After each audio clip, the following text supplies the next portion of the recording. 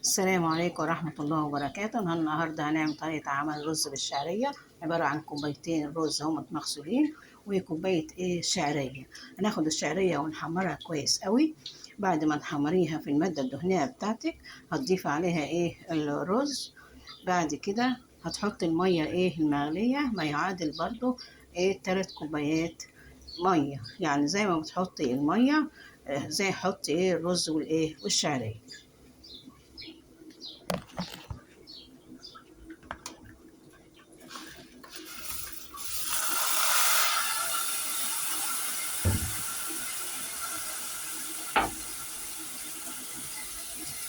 هذا حمرنا الشعرية اهي، هنضيف لها بقى، ضفنا لها الرز خلاص، وتقلبي تقليبة وتشويحة كويسة مع بعضه لحد ما يتشرب مع بعضه ويغلف بالمادة الدهنية كلها. تيجي ضايفة المية المغلية وتضيفي الملح. خلاص، ادي ضفنا اهوت كمان الملح عشان منساهوش.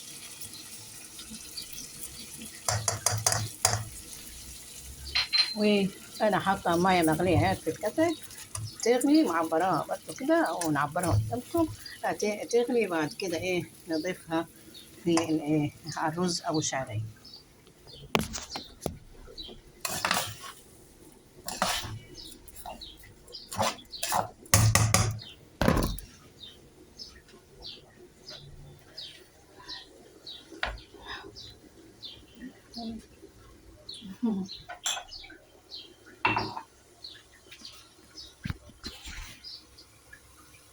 ادي الرز اهو والشعرية، ونضيف عليه المية المغلية. ليه مية مغلية؟ عشان يشيل معاكي بسرعة، ما ياخدش وقت ويستوي بسرعة، يستوي بسرعة.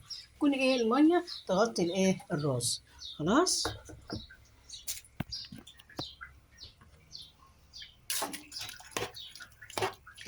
وتسيبيه بقى ياخد غلوة والتانية. بعد كده هتهدي عليه النار، وبألف ألف هنا وشفا.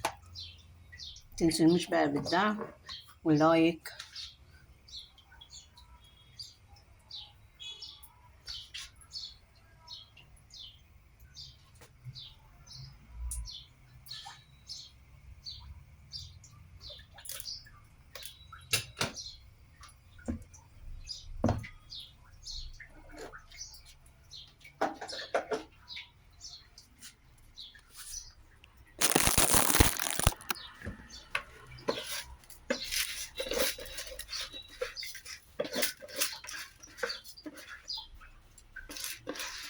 مش عارفة يا جماعة، أنا بيقطع معايا ليه؟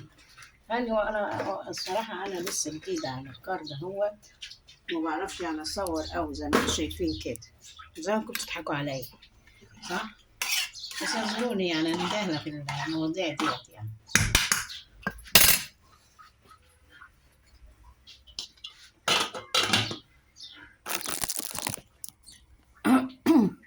ده خلاص هيستوي بقى الرز، تكليب الهنا والشفا. ده اهوت الرز اهوت اتشرب وبلغلغ اهوت قدامكم. خلاص، 10 دقايق ولا ربع ساعة يستوي على هنا، وتكليب الهنا والشفا.